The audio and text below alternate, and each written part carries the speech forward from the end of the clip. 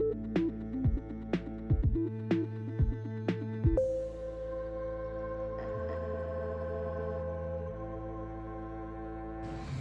guys, welcome back to Release the Craftin. Priscilla here with another tarot tidbit for you guys today. I'm continuing with my theme of rainbow magic. We're jumping into the color blue today. If you don't know already, I'm doing a whole series on this. But I am collaborating with Joy over at Witch Moon Craft on Instagram, so go check those posts out on Instagram because we're doing color magic and there's a bunch of cool things there. There's prompts, there's like some cool ideas happening over there, and we're collaborating together on that. So I will link the information for that in the description box below so you can check it out. It might also be important to note that I am a bottle of wine in, so these might get a little bit more unhinged as we're going forward. But I hope not. I think I'm on track. I feel pretty good about what I got to share today. But I thought I would jump on here to help you guys with some ideas of tarot cards in your deck that can represent the prompts for the day. So blue is peace. We're going to pick out some cards from our decks that represent peace in order to help sort of show you guys where you can find that inspiration or that energy in your decks, so that when it comes time to pick a card that you want to work with to find your own peace, it'll be easier. You can use the cards that I picked out, or you can pick your own card. I definitely recommend picking whatever resonates for you. So if you hear something that I shared today and it really strikes a chord and you're like, yes, I love that, use that. Don't be hesitant because I picked it. You don't have to go through your whole deck again if you don't want to, but I would recommend trying to go through your deck to find some cards that mean peace to you. So let's get into it. So we're talking about peace, and you might be like, Priscilla, that card says death. And you're right. It absolutely does. And the thing is, I know that death is kind of a scary card. People sort of go, oh, does this mean I'm going to die? It does not. It does not. It does not. It does not. I can't stress how much it does not. Cards aren't curses. They're just cards. They're tools. So when you see the death card, really what it's telling you is that something is ending. And this is a transitory time. You're transitioning from one thing to another. And it's a time of acceptance and remembrance. And I think the most important thing when trying to find our peace is accepting that sometimes things are ending. Like, you know, when things feel unstable, it might mean that one part of your life is ending and another part is beginning. And the death card helps us do that. But also, like, in the sort of,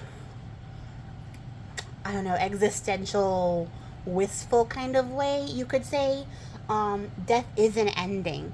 It's also very peaceful. You don't suffer, you don't struggle in death. So when you find yourself in a space where you need to sort of calm down, find some peace, and maybe grieve what, you know, used to be, death is a really great card to help you sort of transition through those feelings into a state of calmness where you can find that peace. After that, we have the Star, which I have pulled before, but like I said in another video, some of these cards can have multiple meanings. They have layers. And the Star, in addition to representing sort of cleansing and renewal and like a rebirth type of energy, it also represents spirituality and our connection with spirit and the universe. So whatever that means to you, however like your spirituality presents itself, the Star is a really great card for finding your peace, maybe reconnecting with your spiritual side, maybe taking some time to meditate on that and what it means to you, maybe meditating on this card in particular, so that you can sort of reconnect and find that inner serenity by letting things go to like a higher power, out to the universe. When you can sort of make that connection, it's easy to find inner peace. And it sort of gives you like a reason to like pause for a moment and sort of connect with something outside of yourself without having to like actually come outside of yourself. And I think that's really important. And then after that, once you've made that connection, then we're going to get the World card, right? We're going to look at the World card in a way for peace, because the World card is sort of the connection between yourself, like your spiritual self, your mental self, your physical self. It's all those sides coming together and being actualized and being able to walk through life with like confidence and feeling harmonious and very magical, right? Things become very magical when you find that inner peace and that serenity. The World card also makes it very clear like where you stand in the world, Your place becomes very clear.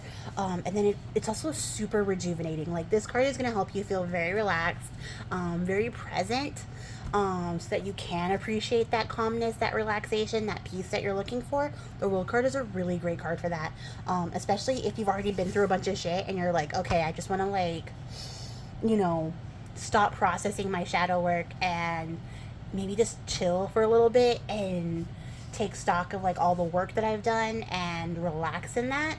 The World card is a really great card to do that with. And then we have the Hermit. Of course, the Hermit. There's no card more peaceful than the Hermit, I think, in the deck, because the Hermit is absolutely like the fuck all y'all, I'm gonna do me for a while. And there's nothing more peaceful than telling people, fuck all y'all, I'm gonna do me. Like, this is the card for that.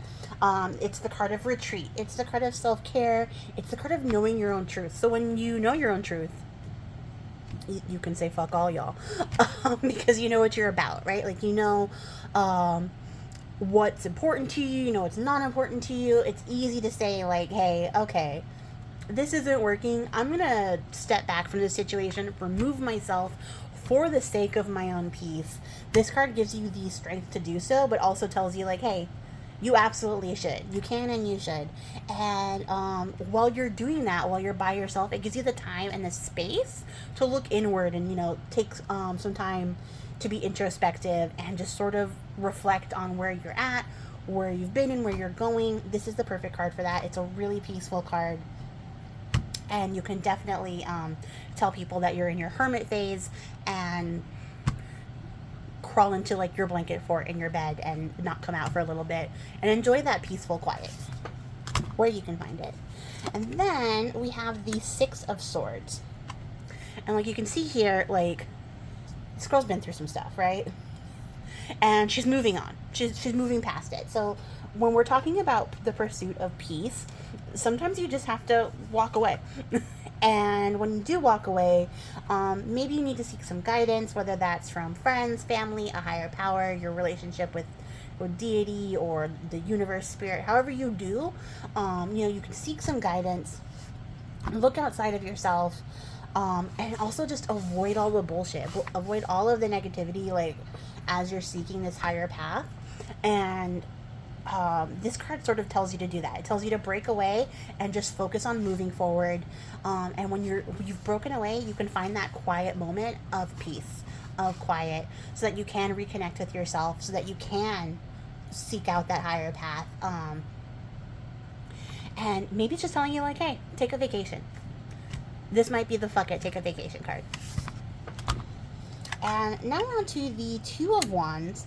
And this card tells me that there is an opportunity to gather your energy. So when you're pursuing peace, you might want to, instead of just, like, you know, jumping off a deep end into self-isolation, you might want to just take a time to, like, sort of gather your energy together, recenter, focus on your goals, take the time to plan. So maybe you're, like, a little bit more of an organized girl, maybe you're a planner girly, and you want to you know, find a quiet downtime in order to sort of plan things out, map out your year, you know, sort of chart out your goals, make a vision board, do something like that. This would be the perfect card for that, when you're not just looking for, like, quiet moments, but you're looking for the time to sort of get stuff set up so that when you do rejoin, you know, the wide world, when you do rejoin reality, you have all your shit together. All your ducks are in a row. I'm cussing so much. I need to stop. That's the Two of Wands. Yeah. Don't ask me why I decided to drink a bottle of wine as I shot these videos. There's no reason. Now we're on the Four of Swords. And this card, you can see she's sleepy. But it tells you to take a break from your woes, to rest and recoup. So this is literally like, take a nap. Take a nap. Sometimes you don't need big acts, or make, you know, to make big motions to find peace. You can find peace in the little things, like taking a nap. Maybe do some dream interpretation.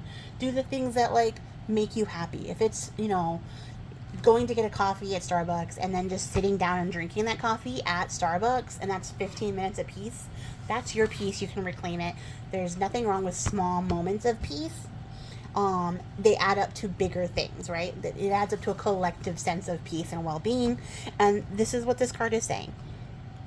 And just take a step back, take a break where you can, and recoup some of that energy that maybe you're giving out, or some of that chaos that, like, you know, you've put out into the world. Because sometimes you're your biggest cause of, like, instability and, like, chaos. It's you're the one who's doing it, and just accept it. Sometimes you do those things. And this is telling you, like, hey, take a break.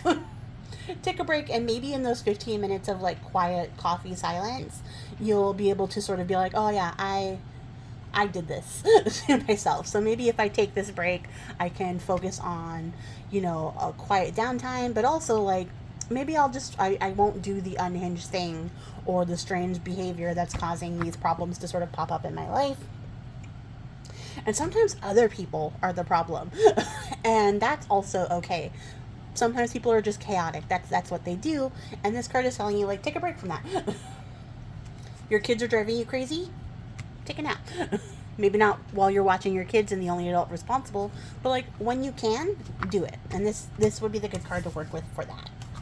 And on the opposite side, you might be like, how could peace have an opposite? I'm going to tell you.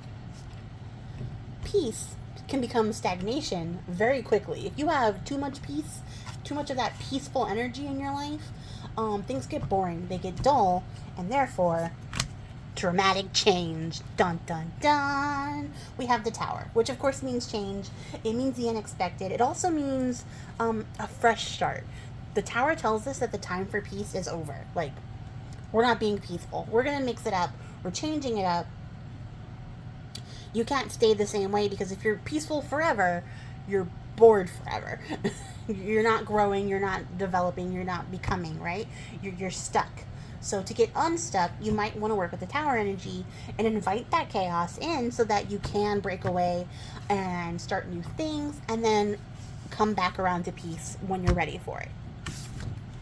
And then lastly, on the opposite side of cards when you don't want peace in your life, when you've had too much, we have the Wheel of Fortune, which is a little bit gentler than the Tower card. It's a less, like, chaos rises, because the Wheel of Fortune is natural changes. This is like life cycles, the seasons changing, the weather changing. Like, these are natural changes that break down stagnation. So, like, it's sort of the card that you would turn to when you need to, like, tear down a dam so that the water can flow through.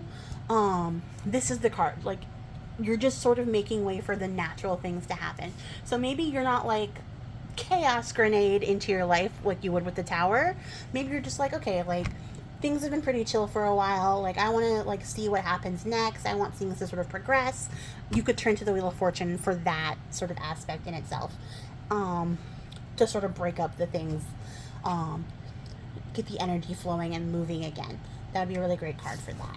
So that is going to be the end of my video. I hope that you guys are enjoying these little tiny explorations into different card meanings that you can find in your decks and energies to work with.